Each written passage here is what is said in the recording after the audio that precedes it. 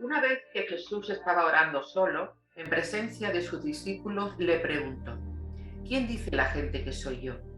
Ellos contestaron: unos que Juan el Bautista, otros que Elías, otros dicen que ha resucitado uno de los antiguos profetas.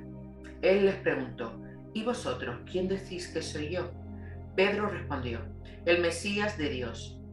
Él les prohibió terminantemente decírselo a nadie, porque decía: el Hijo del Hombre tiene que padecer mucho, ser desechado por los ancianos, sumos sacerdotes y escribas, ser ejecutado y resucitar al tercer día.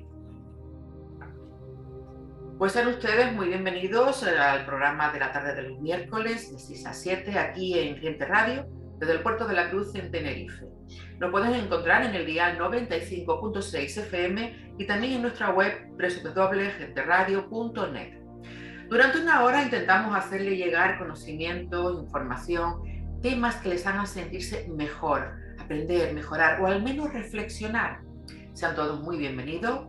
Damos las gracias a José Reyes, nuestro regidor, ahí en silencio siempre, y quien les habla, Inés del Rosario.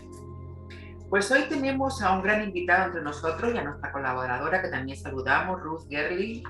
Ella es nuestra colaboradora hoy, teóloga, directora de la Escuela de Kabbalah para la Vida, investigadora y actualmente estudiante de religiones comparadas. Y nuestro invitado de hoy que es el señor don Antonio Piñero, que él es bastante conocido, sobra casi la presentación. Pero lo hacemos, catedrático emérito de Filología Griega de la Universidad Complutense de Madrid. Su campo de trabajo es el judaísmo inmediatamente anterior al cristianismo, Jesús de Nazaret, la iglesia primitiva y el nacimiento y desarrollo del cristianismo. Don Antonio, muy bienvenido a nuestro programa. Agradecerle que nos dedique este ratito para hablar de estos temas tan interesantes. Pues comenzamos para no perder el tiempo. Don Antonio, empiezo yo. Yo quería preguntarle tantas cosas, además he recogido preguntas de personas que saben que íbamos a hacer el programa y estaban interesadísimos de hacerle preguntas, porque claro, le ven en YouTube, pero es verdad que ahí pueden hacer pocas preguntas. Entonces, mi primera pregunta es, una persona como usted que se ha educado seguramente en la tradición cristiana, si no es así nos corrige, cuando ha llegado a estos conocimientos, a estas investigaciones que ha hecho usted, ¿cómo se ha sentido? Bueno, tiene usted razón. Yo soy cristiano y de ámbito católico y muy acentrado, pero empecé a mirar la persona de Jesús de una manera muy distinta a propósito de mi tesis doctoral, que fue más bien indicada por mi maestro que por yo mismo. Yo quería hacer otra cosa. Y entonces empecé a estudiar el trasfondo judío de la inspiración de los profetas para ver si ese trasfondo judío o el trasfondo platónico griego había influido en los profetas cristianos y en la manera de una cosa tan importante como si el canon, la lista de libros sagrados, había sido realmente conformada siguiendo unos criterios judíos o bien griegos. Realmente es importantísimo, ¿no?, que el canon de la Iglesia sea, digamos, impulsado por motivos griegos, no es lo mismo. Y entonces me metí mucho en el judaísmo y caí en la cuenta de que había una serie de escritos judíos no conocidos en absoluto, por mí no lo eran, ni por otros colegas, ni en general en España, que van desde el siglo III antes de Cristo aproximadamente hasta el siglo I después, 400 años, y que más o menos, quitando algún libro de la Biblia hebrea, pues más o menos es la continuación de la teología del antiguo, lo que llamamos Antiguo Testamento, que deberíamos de llamar Biblia hebrea, la continuación de esa teología hasta tiempo de Jesús y un poquito después. ¿Y cuál fue mi sorpresa? Sobre todo cuando vi concepciones de Dios, del Espíritu,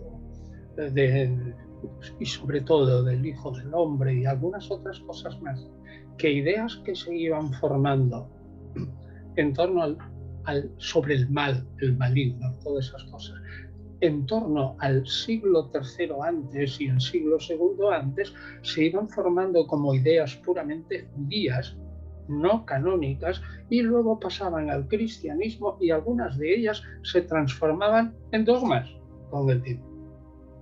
Eso fue un cambio radical de pensamiento.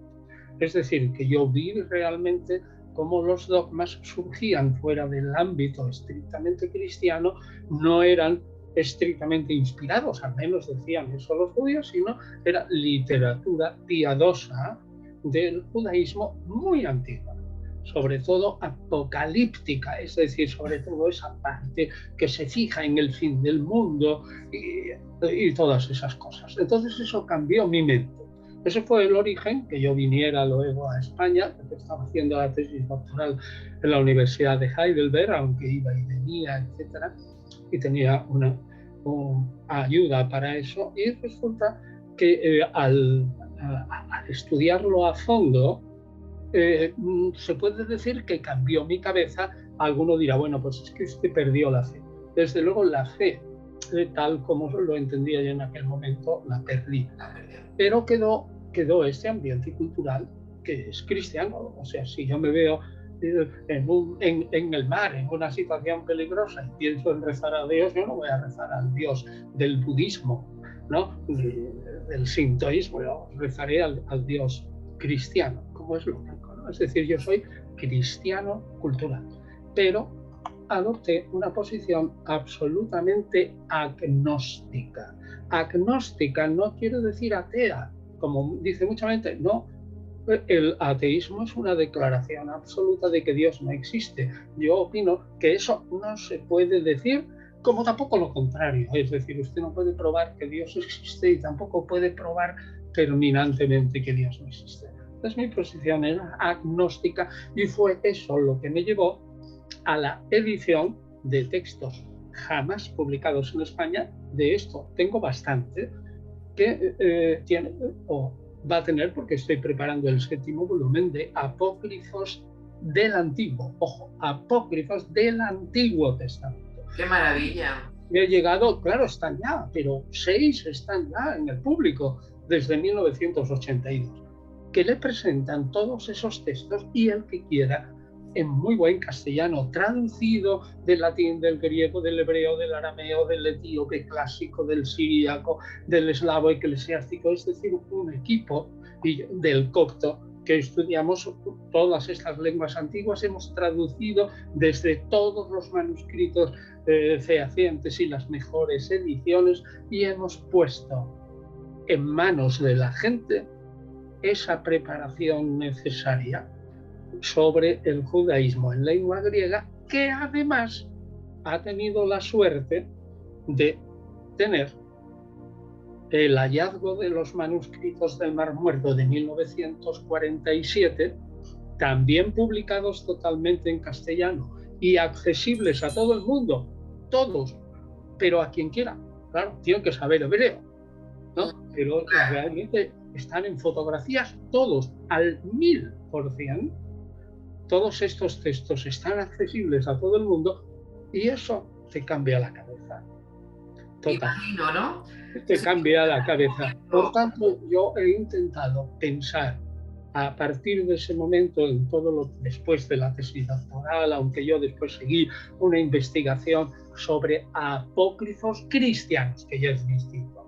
Evangelios apócrifos, sobre todo hechos apócrifos y tal, pero simultáneamente apócrifos del Antiguo, apócrifos del Nuevo. Y eso te hace llegar a pensar que no puedes entender a Jesús si no entiendes profundamente el judaísmo de su tiempo. Qué interesante eso, ¿no? Y que cuanto más sepas del judaísmo de su tiempo, aunque no afecte directamente a Jesús, un paréntesis, diga lo que diga la gente, no se crea que en los documentos del Mar Muerto está la doctrina secreta y la historia también secreta del cristianismo. Todo eso es un bulo y es absolutamente mentira. Cierro paréntesis.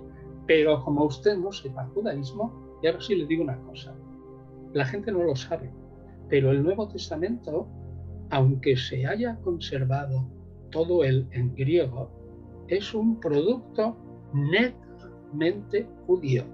Le aseguro, si usted no sabe judaísmo, no entenderá jamás El Nuevo Testamento. el Nuevo Testamento. Nunca jamás.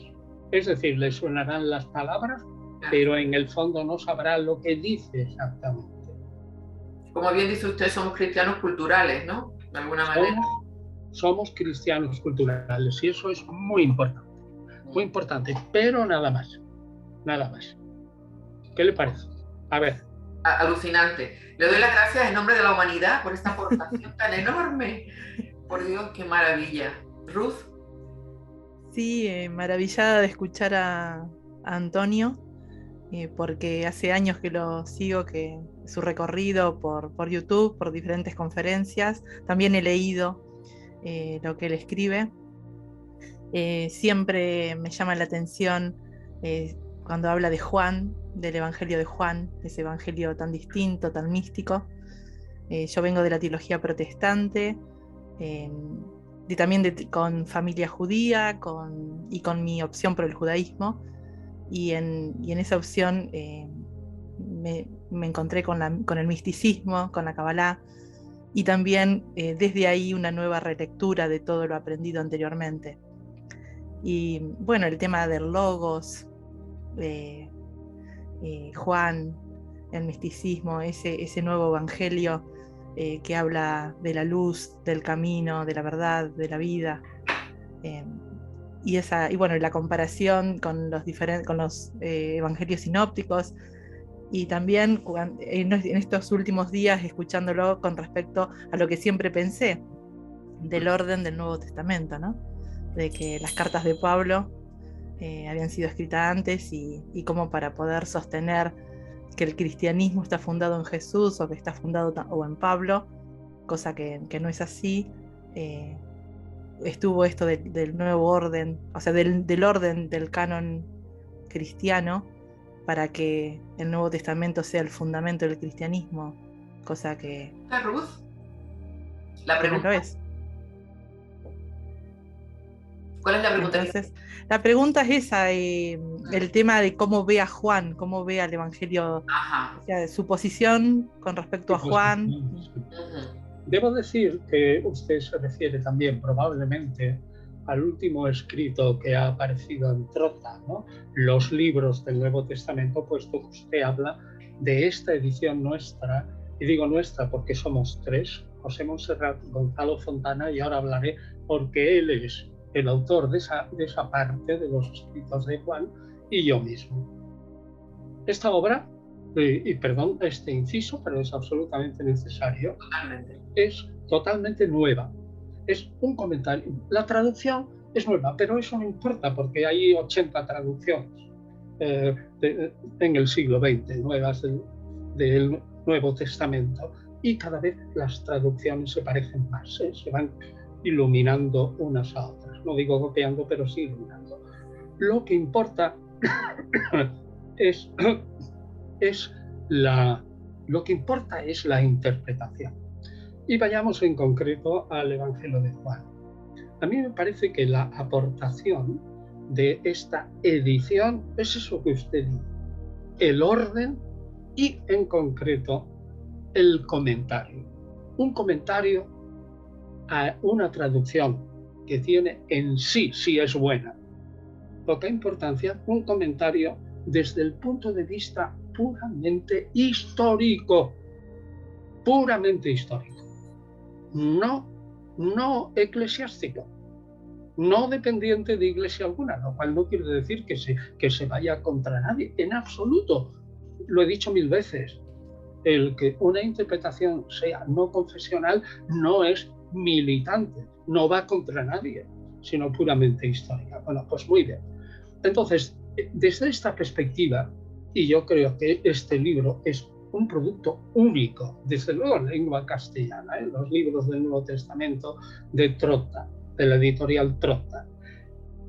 Es un producto único, porque nadie ha podido hacer independientemente en España, gente independiente y además jubilados prácticamente, ¿no?, que se dediquen a una obra que no aporta ningún dinero para nosotros, en absoluto, no tiene ningún criterio económico, pero que nos permite la libertad de expresar aquello que no es, digamos, tolerable para los oídos piadosos, aunque sea puramente histórico. Y ahora, respecto al Evangelio de Juan, a ver si aterrizo de una vez. Es Gonzalo Fontana el que lo ha estudiado. Este catedrático de latín, en mi opinión, que es un hombre súper listo, es ante todo epigrafista. Es decir, conoce muy bien el mundo antiguo, pero tiene libros fundamentalmente sobre el Evangelio de Juan. Y admite, el Evangelio de Juan conoce, y en esto sigue mi idea, ya expresada años antes en la guía para entender el Nuevo Testamento, el Evangelio de Juan se forma en una ciudad, Éfeso, donde hay diversos grupos cristianos. En Éfeso, en Asia Menor, está el mundo del Apocalipsis, que va aparte, el mundo donde se genera el Evangelio de Juan, y el mundo donde se genera el Evangelio de Lucas, probablemente en Éfeso también. Y entonces allí esa ciudad es un hervidero de ideas judeocristianas, de tal modo que el Evangelio de Juan está pensado para que, conociendo, fíjense lo que digo, al menos la tradición de Lucas, pero claro, Lucas repite a Marcos en gran parte, y probablemente conociendo toda la tradición de Marcos, Mateo y Lucas, los que están detrás del Evangelio de Juan, que no es un solo autor, sino un equipo, le dicen a sus lectores que al principio son oyentes en funciones litúrgicas dominicales, es decir, llamémosle en la misa dominical. Señores, hasta ahora y señoras, les han dicho solamente, o les ha hablado solamente del Jesús superficial. No negamos que sea verdad, que sea falso, o sea, no decimos que sea falso, no negamos que sea verdadero, pero eso es lo que sabe la gente corriente. Que se dijo esta palabrita, que se dijo esta otra, que se hizo este milagro, y tal y cual. Ahora nosotros, inspirados por el Espíritu, vamos a explicarles cuál es el verdadero Jesús. Y aquí viene el descubrimiento. ¿Cómo es posible que una comunidad que está rodeada de gente que piensa de otra manera de Jesús, es decir, que son partidarios de ese llamado Jesús de los hechos y de los dichos un poco superficial, es por ejemplo el Evangelio de Lucas y la tradición del Evangelio de Marcos, ¿cómo es posible que unos señores estén en un oficio litúrgico, salga un individuo allí y recite unas palabras de Jesús que no se parecen en nada? Fíjese lo que le digo, que no se parecen en nada, lo ha dicho Ruth ya, con unas palabras de arriba, abajo, luz, tinieblas, espíritu, carne, superior e inferior, pero que no se parecen fundamentalmente en nada a lo que están diciendo otros colegas suyos de la ciudad de Éfeso. Y esa gente que saben que eso lo está diciendo un profeta cristiano en el año 100 o en el 95, lo admite como palabra de Jesús. Eso explica que se diga un evangelio o que se edite un evangelio en el que se presente a un Jesús distinto. Y esta es la clave. Quienes lo editan, quienes lo oyan, saben perfectamente que no son, digamos, palabras directas del Jesús terreno, sino palabras directas de ese Jesús interpretado por los profetas cristianos, que en el fondo tenía una doble personalidad ya en la tierra, terrena y al mismo tiempo divina. Era terreno porque era un hombre y al mismo tiempo era encarnación de la palabra divina. Esto es bastante importante en el mundo judío. Y entonces estos individuos que digo que al final sacan el Evangelio como edición a la luz pública, no tiene ningún inconveniente en aceptar el esquema de Marcos, una especie de biografía que empieza con Juan Bautista, que sigue con Galilea, relación, muerte de Juan Bautista, lo que sea, relación de Jesús con las ciudades de Galilea, fracaso, otras predicaciones en Jerusalén, discusiones con todos los judíos y al final un fracaso voluntariamente aceptado, que es la cruz, en la que precisamente en la cruz es donde se manifiesta la gloria y la voluntad perfecta y maravillosa unida a su Padre, que es la de este Jesús tan distinto. Bueno, pues ahí está la clave.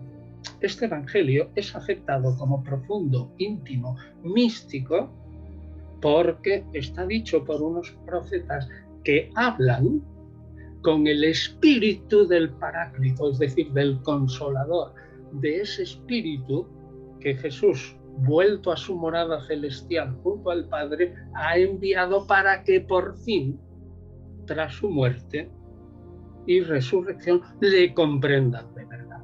Y por eso son capaces de editar un evangelio, repito, con palabras de Jesús que se parecen como una zanahoria en algunos casos, a una sardina en algunos casos, en relación de unos evangelios con otros. Y sin embargo lo aceptan claramente. Y eso es el misterio del Evangelio, que yo creo que esta explicación en la que el oficio litúrgico es como un teatro, es decir, el oficio litúrgico es una ejecución parateatral. Y los profetas cristianos, en esa ejecución parateatral, son como actores, pero dentro está el Espíritu de Jesús. Y esa parateatralidad hace que se admitan esas palabras. Eso yo creo que es la gran aportación que confirma lo que yo he dicho en la guía para entender el Nuevo Testamento, pero con una expresión todavía más clara.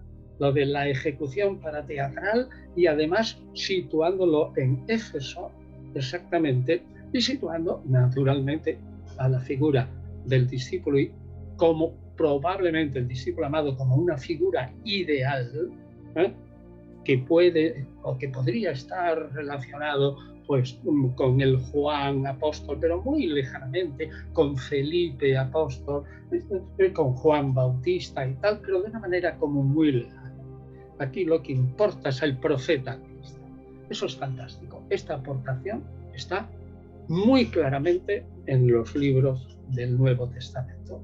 Y yo digo que debe leerse completa, lo que yo he dicho en Guía para entender el Nuevo Testamento, pero lo completa armoniosamente añadiendo alguna cosa nueva que es esta, ¿no? Lo de la ejecución parateatral y la explicación profunda de por qué se admite un Jesús aparentemente distinto. Pues bien, ese Jesús, ciertamente, en opinión de los historiadores, lo siento mucho decirlo, no es en absoluto histórico. Antonio, imagino lo que se habrá formado cuando usted haya dicho estas cosas en la comunidad cristiana o en ambientes... No, es que no se forma nada. Por la sencilla razón, ojalá me excomulgaran, pero claro, porque eso haría una Todavía está usted como en la iglesia. Maravillosa. Pero vamos a ver, no pueden excomulgar a alguien que no pertenezca, digamos, declaradamente a esa confesión o que pertenezca a una institución eclesiástica. No, yo soy un historiador y además tampoco presento mis opiniones como verdades. Siempre he dicho, el historiador, y sobre todo de historia antigua, de ser profundamente humilde, porque la mayoría son hipótesis. Las hipótesis nunca son certezas y por eso en nuestra obra aparece siempre eso de es probable, quizás, tal vez, nos parece, en opinión de la crítica, el consenso de los historiadores, unos dicen esto, otros dicen lo otro. Es decir, no hay dogmatismo ahí.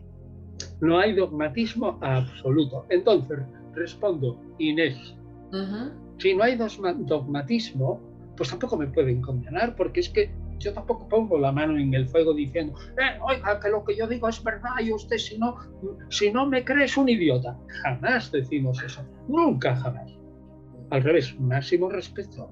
Y además leemos toda la literatura de los adversarios. Ojo, no enemigos, nunca enemigos, simplemente adversarios intelectuales con distintas ideas y discutimos ideas, hipótesis, probabilidades. Quiero hacer las preguntas que tengo aquí. Son preguntas que la verdad que son todas dispares a lo que estamos hablando. Y dispares quiero decir que no siguen el hilo conductor de lo que estamos hablando, pero intentaré poner las que más se asemejen, ¿no?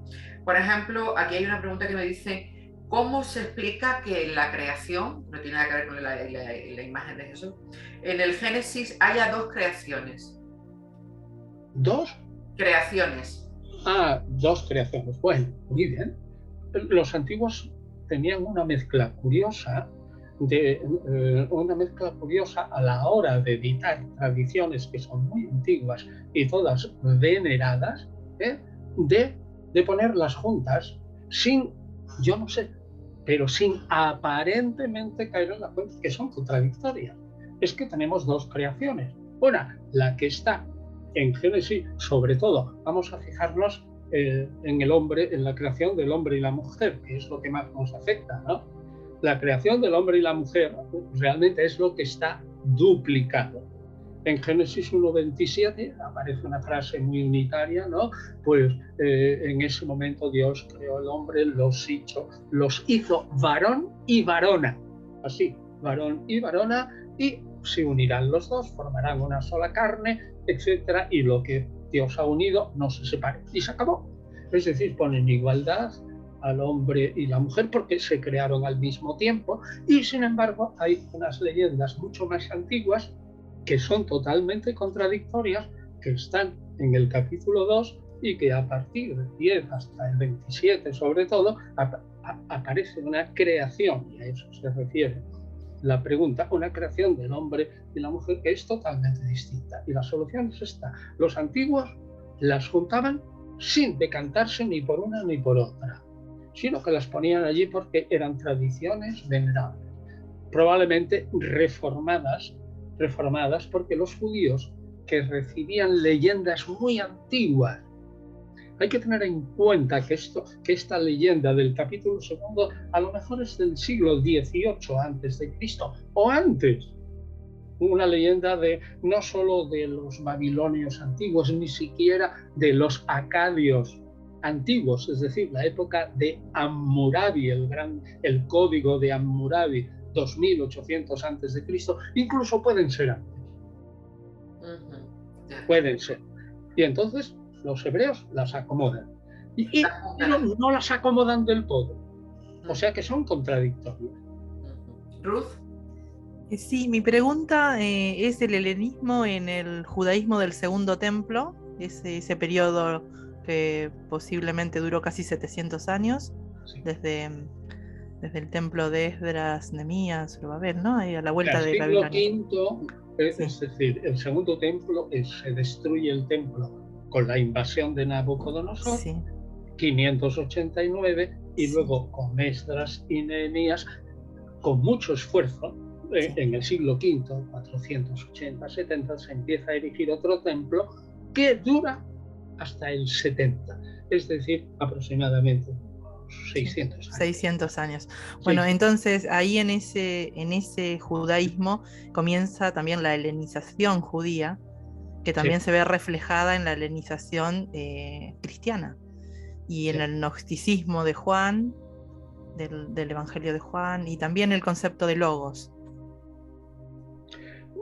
Vamos a ver, la helenización no empieza propiamente de una manera seria hasta el triunfo de Alejandro Magno, es decir, a finales del siglo IV. Es decir, que en la época de Esdras y Nehemías hay una renacionalización del judaísmo y hay poca elección. Sin embargo, en el siglo III a.C. tenemos, por ejemplo, el Cohelet, el Eclesiastés, que es una reacción a ese helenismo claro. Y ya tenemos influencia bien clara. Hay un libro ya clásico que habla de esa influencia de un tal Martin Engel, en el que explica cómo a partir del siglo IV se van metiendo los mercaderes griegos y sobre todo a partir de la muerte de Alejandro, las ideas griegas, sobre todo en moral, la moral de los estoicos del siglo III y sobre todo también las ideas platónicas de distinguir el mundo de arriba y el mundo de abajo y el mundo de la luz y el mundo de las tinieblas y el mundo de las ideas que son las reales y el mundo de lo aparentemente real que es el universo, resulta que es pura apariencia, pura copia. Todo eso se va metiendo dentro del helenismo, claramente, y en el siglo I se heleniza aún más, porque los macabeos, fíjense, los macabeos que luchan contra una helenización total, aproximadamente en el 168 a.C., Judas Macabeo, pues esa gente que lucha contra el monarca griego sucesor en línea, cuarta, Antíoco IV, ese individuo quiere hacer de los judíos una provincia más del imperio y por lo tanto tienen que saber griego, tienen que dejar su dios ancestral y tienen que aceptar el panteón griego y las costumbres griegas. Los macabeos se levantan. Pues bien, los sucesores de los macabeos, a pesar de ser judíos, están ya profundamente helenizados y son gente que dejan entrar dentro filósofos, literatos, pensadores, historiadores, dramaturgos, hasta la época de Herodes el Grande, antes de Cristo, naturalmente, en que el país está bastante helenizado. Pues bien, resulta que el mundo que vive Jesús es una mezcla de ese judaísmo, es una mezcla triple, más las ideas que desde la muerte de Alejandro Magno, 323 a.C., hasta la época de Jesús van calando. Por ejemplo, toda la ética, la moral judía que está en el Antiguo Testamento desperdigada, se va reuniendo en torno a las ideas de bondad, justicia equitativa, todo lo que es la moral de la sociedad, las relaciones esclavos y señores, hijos y padres, amigos entre sí, la ciudad con los ciudadanos. Todo eso es aceptado porque los estoicos griegos lo habían pensado primero y estaba muy bien pensado. Es decir, que el mundo de Jesús se encuentra con un mundo judío, pero muy helenizado, aunque ellos no lo supieran. Si, por ejemplo, alguien le preguntara, bajara con la cámara del tiempo y le preguntara a Jesús, bueno, usted es un judaísmo, usted es un judío, sí, pero muy helenizado y griego. Diría, ¿qué? ¿Qué dice usted? Pues es que no cae en la cuenta, porque los judíos han sido lo suficientemente nacionalistas como para asimilar esas ideas, vestirlas con ropaje judío y decir, esto también es nuestro. Por ejemplo, ideas persas sobre ángeles y demonios, sobre el mundo futuro, la retribución, también incluso el alma inmortal, que no lo tenían los judíos a lo mejor en el siglo III. Poco a poco van ganando terreno y dicen, no, esto es judío, esto es judío. Es decir, se atribuyen ellos cosas que han recibido de fuera. Bueno, entonces a Jesús le llegan todos esos cantos que son judíos, sí, pero que también tienen mucha parte de griego. Y entonces, claro, en ese ambiente ya pueden nacer unos judeocristianos que están en la diáspora, es decir, no en Israel, sino fuera, ¿no? Y que están ya predicando a Jesús estrictamente a los paganos, y un Pablo, sobre todo, que diga, yo cumplo la esperanza de Israel en el momento en que estos paganos crean en Jesús y se injerten en el único árbol verdadero que se va a salvar, que es Israel, que es el olivo verdadero. Los demás son ramas de olivos silvestres. Entonces todo eso es fantástico, todo eso se hace antes de la época de Jesús, y Jesús no sabe que muchas de esas cosas, su creencia en el mundo futuro y en la resurrección, en la inmortalidad del alma, no era la de sus tatarabuelos judíos de 200 años antes. No era eso, que ni siquiera algunos creían en la otra vida, ni en el juicio divino, ni en el infierno, tal como realmente lo que sentamos hoy. Les voy a decir una cosa que es un poquito después de Jesús, pero que indica gráficamente la influencia del helenismo en el judaísmo y en el cristianismo, que es una rama judía al principio. ¿Saben ustedes cuál es la descripción más famosa del infierno, y ahora pongo comillas, cristiano? Porque no lo es. ¿Sabe de dónde se encuentra? Ruth, ¿tú? ¿Tienen algún relato griego? Pues en la Eneida de Virgilio, escrita 20 años antes del nacimiento de Cristo. Bueno, en el año 20 antes de nuestra era, unos 15 años antes de Cristo. Ahí está la descripción mejor del infierno, cuando Eneas en el canto sexto baja al infierno. Es decir, decimos, es que el infierno es exactamente una cosa judía y tal. Es una cosa judía en el siglo I. Pero realmente ellos antes tenían una idea del infierno como los griegos, que era el Sheol.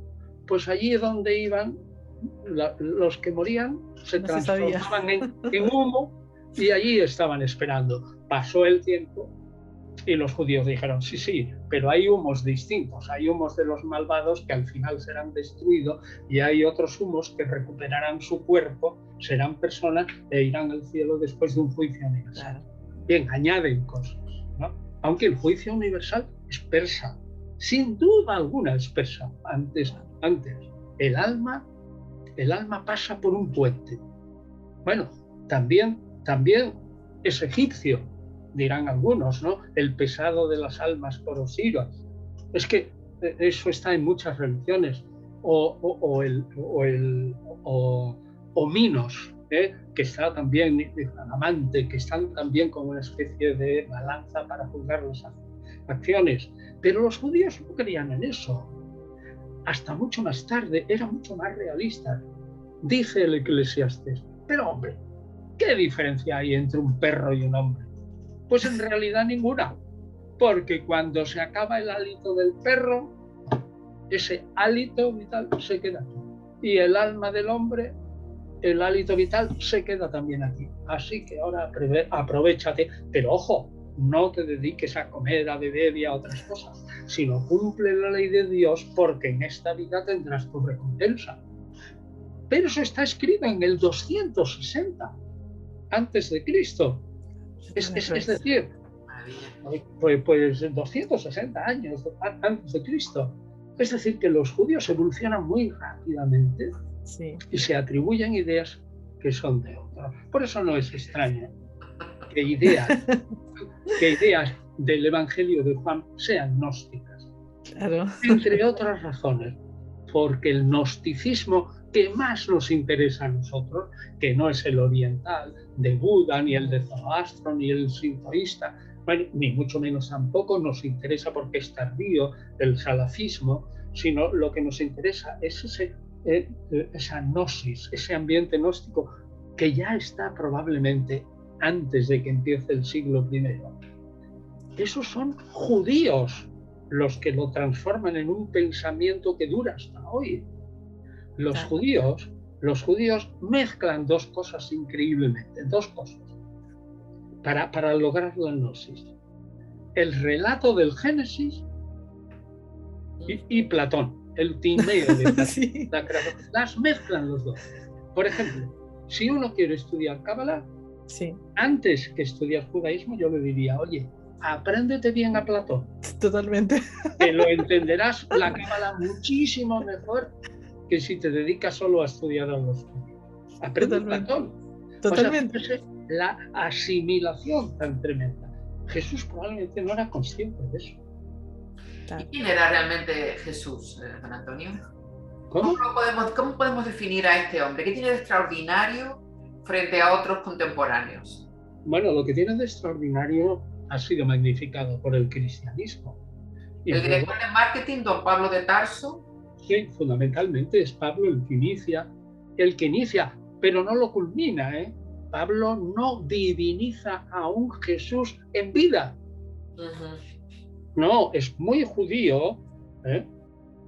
El que el Mesías, una vez muerto, adquiera tonos divinos porque tiene un trono pequeñito al lado del trono de Yahvé. Ahí los judíos no decían nada contra Pablo.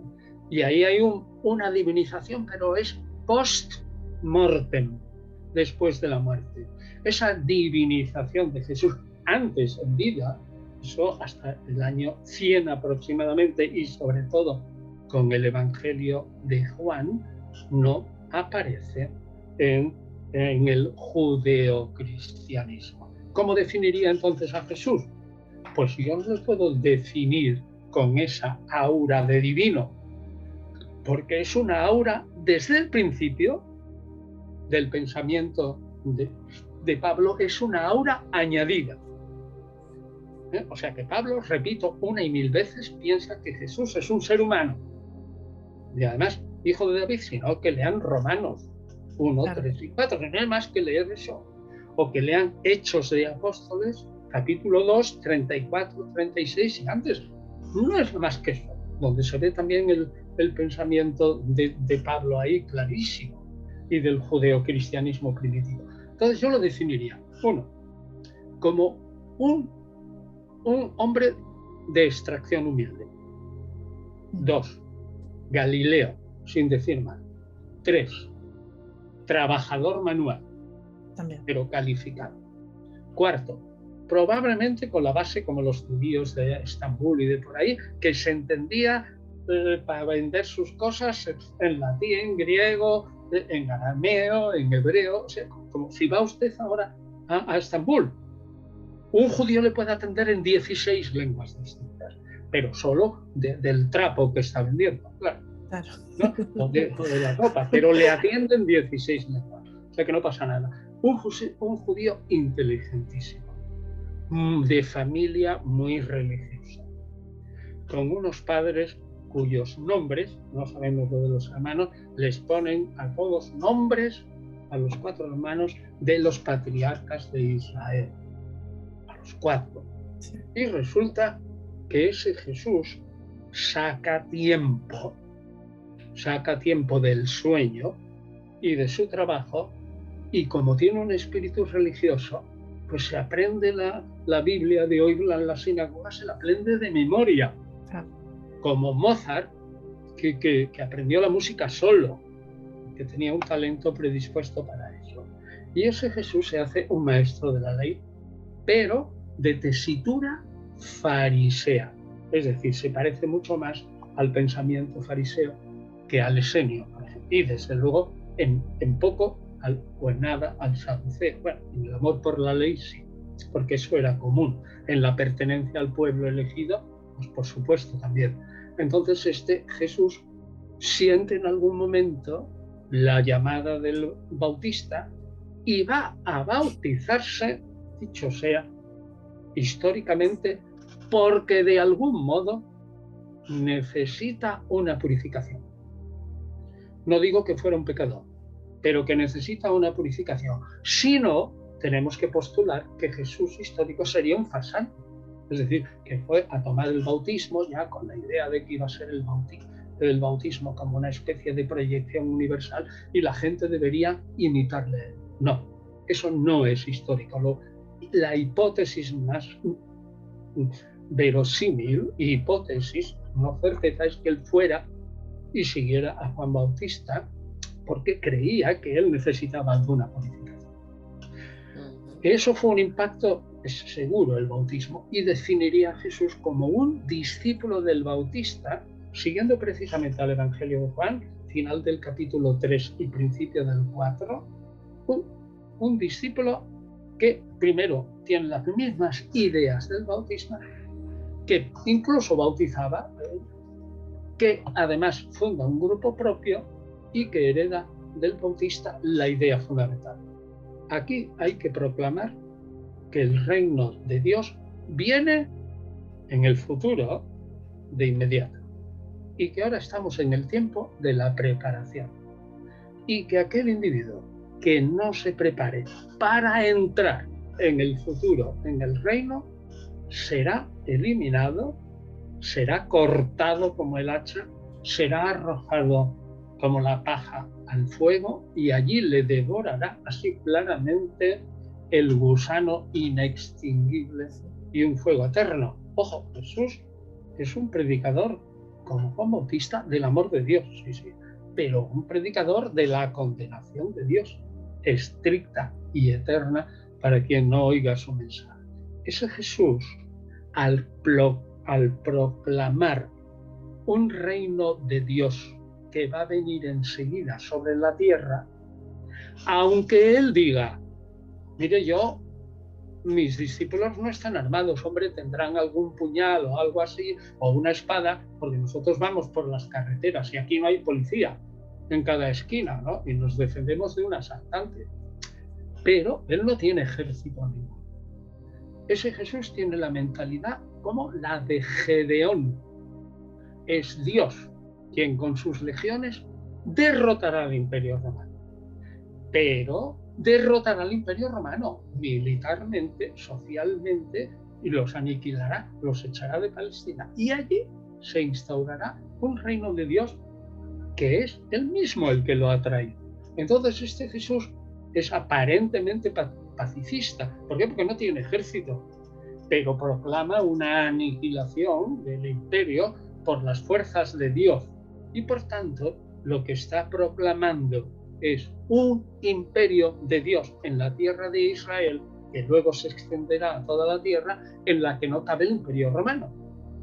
Ya me dirá usted, por muy pacifista que sea, por mucho que coma con fariseos, por mucho que se le acerquen las mujeres, por mucho que diga, mire, yo amo a mis adversarios más que a mis enemigos. Hombre, al que sea enemigo del reino de Dios, a ese no le amo. Y le llamo raza de víboras y todo lo que sea. Pero a los otros los amo, perdono. Pero vamos, un Poncio Pilato y Tiberio que está detrás le dice, bueno, pues yo me río de todas estas cosas. Este individuo me importa un comino, que sea un beato, aparentemente. Pero este individuo, en el fondo, está diciendo que no hay que pagar el tributo al César. Con palabras raras, pero lo está diciendo y la gente lo entiende. Y en el fondo está diciendo que él es el que va a proclamar un reino donde yo, Poncio Pilato, no quepo. A por él. Claro. Y lo mato como un sedicioso, con 2 de sus discípulos.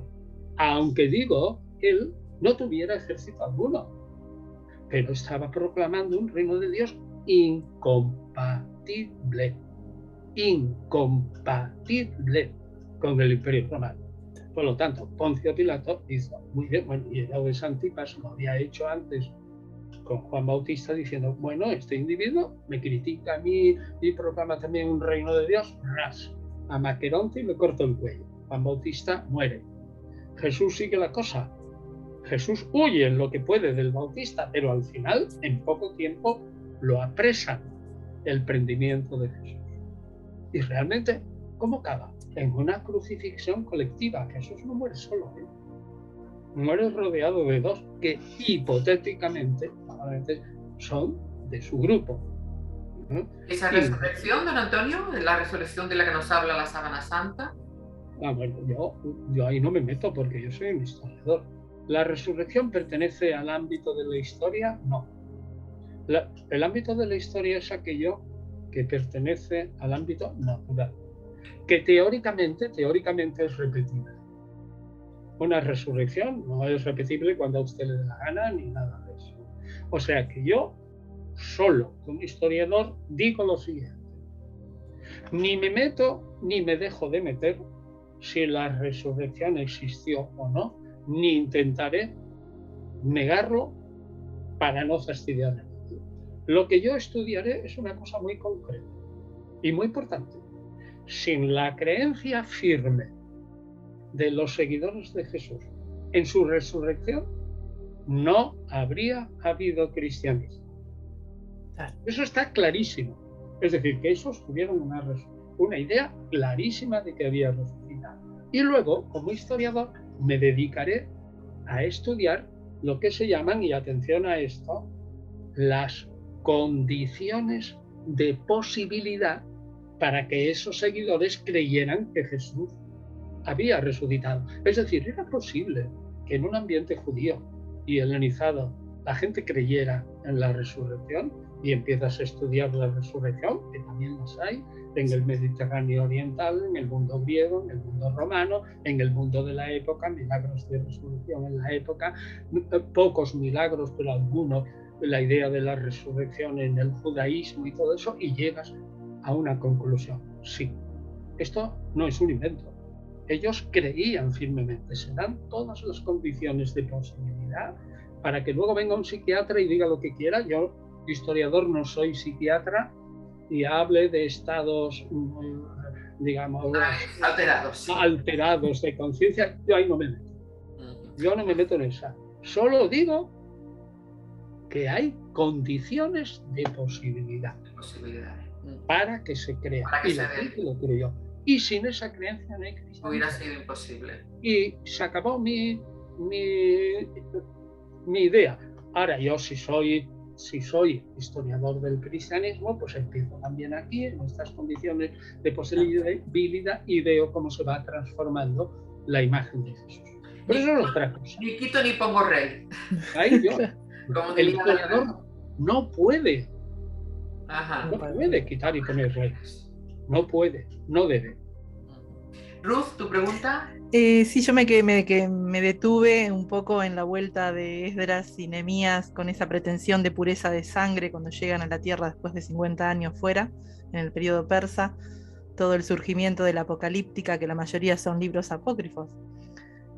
Poco quedó en el canon del Tanaj sobre la apocalíptica, y también la helenización, que desde el fariseísmo y el judaísmo rabínico actual no se quiere, a veces no nos queremos hacer cargo de esa helenización, y esa helenización que también repercutió en el surgimiento del cristianismo y en las ideas cristianas hasta el día de hoy. Entonces, bueno, esa unión de ese judaísmo del segundo templo con toda esa historia, con esa historia de pureza, de sangre, de apocalíptica, de helenización, de luchas ahí internas entre hermanos cuando todavía no estaban separados del judaísmo. ¿Y cómo surge entonces, si Jesús y Pablo no son los fundadores del cristianismo, cómo surge esta nueva religión? No lo son. No lo son. Si aceptamos el veredicto de la historia, Jesús fue un judío integral, y por lo tanto un judío integral no se le pudo ni pasar por la cabeza. Y si aceptamos también el veredicto de la historia, que Pablo estaba totalmente convencido de que el fin del mundo sería de inmediato, en su propia vida. O sea, como quien dice, una semana, un mes o varios años. Pero en su propia vida, él, ¿cómo va a fundar una religión nueva? Pero el fin del mundo se acaba, como quien dice, vamos a decirlo exageradamente, en 10 minutos. ¿Qué me importa a mí? A mí lo que me importa, si soy judío, es vivir mi judaísmo en el Mesías, que yo creo que ya ha venido, que es Jesús, y la ley del amor. Y si soy gentil, siguiendo las promesas de Abraham y de Isaías y de todas esas cosas, pues procuraré atraer gentiles hacia esa fe de Israel en el Mesías, aunque sean pocos, ya se convertirán, ¿no? Y hacer que vivan esa nueva realidad. Dejan los dioses paganos, creen en un único Dios, que es el mismo, que es Yahvé, ¿no? Y viven la ley del amor. Eso es lo único. Es decir, Pablo, como persona que era judía, decía, yo vivo mi judaísmo en el Mesías, punto. ¿Pablo fundará una religión? Ni a tiros, diríamos, en absoluto. Entonces, ¿quién se funda? Claro, él pone, pues porque Pablo pone, si se le entiende mal, los gérmenes para que poco a poco se divinice a Jesús. ¿Pero quién hace eso? Sus seguidores. Y segundo, parte de la teología de Pablo, eso también es muy importante, para la conversión de los gentiles, es absolutamente griega. La teología de lo que se llama técnicamente la absolución de los pecados técnicamente se llama justificación, ¿no? Yo soy un pecador y soy declarado justo, pero la gente lo entiende mejor. Yo soy un reo y a mí me absuelven, ¿no? Estoy absuelto. Eso quiere decir justificado. Bueno, estoy absuelto. Eso es un acto intelectual por un acto de fe y es evidentísimo que eso es griego. Y el que, digamos, el que más tarde, el proclamador del reino, sea objeto de adoración, el proclamado, eso más bien es griego. El que la divinidad pueda tener un hijo óntico, real, y que luego se encarna, eso es mucho más comprensible en el mundo griego, ¿no? Es decir, que ahí hay una parte de la teología, ¿no? Una parte de la teología de Pablo que es muy intelectual, que el bautismo y la Eucaristía estén hechos para que aquellos que vienen de ciertas religiones místicas, de misterios, sientan en el bautismo que mueren y resucitan y ya resulta que tienen asegurado el cielo, pues como los paganos. O que con la Eucaristía yo me hago uno con el Mesías. Eso es totalmente griego. Dígale a un judío del siglo I simbólicamente que él se hace uno con el Mesías, o que simbólicamente bebiendo vino está bebiendo la sangre del Mesías. Bueno, se tiraría, pero a un barranco, o se tirarían los pelos o algo así, pero es que eso no es judío. Eso está escrito a los de Corinto con una mentalidad totalmente griega. No sé cómo no se caen las cuentas, porque la unión con el Mesías, eso es profundamente griego, como en las comidas. Por ejemplo, en las comidas de Anubis, que estaba Anubis allí presente, un dios oriental, fantástico también, tal, la antesala de Isis, Osiris, Horus y no sé cuánto y tal, y resulta que o las comidas de Dioniso, ¿no? Yo me estoy comiendo el cabrito, ¿no? Yo que soy una poseída por Dioniso, por Baco, pues resulta que estoy en comunión con Baco. Hombre, por favor, dígale eso al judío. Eso es imposible. Es decir, que toda esa parte de la teología de Pablo es griega. Naturalmente, Pablo pone ahí simientes y ahora ya respondo directamente a su pregunta. ¿Quiénes fundan el cristianismo? Pues los seguidores de Pablo, pero con muchos siglos. La Iglesia tarda 4 siglos en definir cuál es la naturaleza del Mesías. Lo he dicho 1000 veces.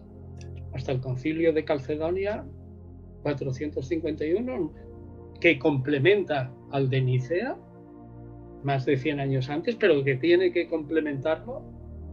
Ahí no hay credo, así tal cual, que diga la naturaleza de Jesús como Mesías, Logos y bla, bla, bla, es esta. Y la naturaleza de la Trinidad con el Espíritu es esta. Eso se tarda 450 años, más o menos. Don Antonio, siento muchísimo tener que parar porque es interesantísimo escucharle. Lo que ocurre es que aquí tenemos el tiempo limitado en radio, como ustedes y yo saben. También. Y usted también, claro está. Agradecerle de todo corazón que nos haya atendido y un placer. Voy a comprometer para otro programa porque me he quedado con ganas de más preguntas. Cuando usted tenga un huequito hablamos y repetimos. Querida Ruth, muchísimas gracias. No, gracias a ti, Inés, y también a Antonio, porque es un placer escuchar tanta erudición con tanta simpleza a veces para que todo el mundo pueda entenderlo y puede llegar a todos. Por su labor, por su trabajo. Leo un pequeño texto. Llegar a todos. Intento simplificar lo difícil. Claro, que es muy difícil cuando se llega a esa erudición, tener un lenguaje accesible a la gente, al pueblo. Leo un pequeño texto y terminamos. Las cosas importantes que descubrimos no nos pertenecen. Aunque no lo hubiésemos observado, lo que acabamos de descubrir estaba ahí desde siempre. Formaba parte constituyente del universo físico espiritual. He encontrado en esta vida a muchas personas que me han ayudado a descubrir. He tomado conciencia de que estos descubrimientos no me pertenecen y no tengo derecho a atesorarlos. Al descubrir la vida, cómo se organiza y cómo podemos ayudarla, no he inventado nada. Simplemente he adquirido el deber de respetarla todavía más y de decir lo que he descubierto. Pues muchísimas gracias y hasta el próximo miércoles a nuestros oyentes, que les esperamos.